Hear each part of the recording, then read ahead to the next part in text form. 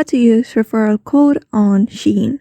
Hi everybody, welcome back to a new video. In this video we're going to learn how we can use referral code on Shein. So without any delay, let's start with the process on how we can do so. But before that, don't forget to hit the like, share and subscribe icon. So in order to use the referral code on Shein, these are the process that you need to follow. First of all, launch your Shein application onto your device. After you are done launching your Shein application onto your device, just head over to making an order that you normally usually do. Just go on with the process of checking out. After selecting one of the product, just add it to cart. After adding it to cart, you'll be able to find the checkout option at the bottom. Just simply click on it, and after clicking on it, you'll be taken to another page where you need to confirm your order.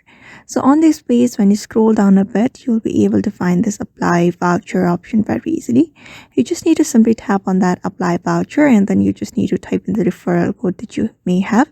After that, continue with your payment, like using your payment methods like Visa card and different other payment methods. After that is done, just normally go on with the process on how you normally go on with checking out, and that's how you basically use referral code on Shein. So I hope this video was helpful to you, and thank you for watching this video.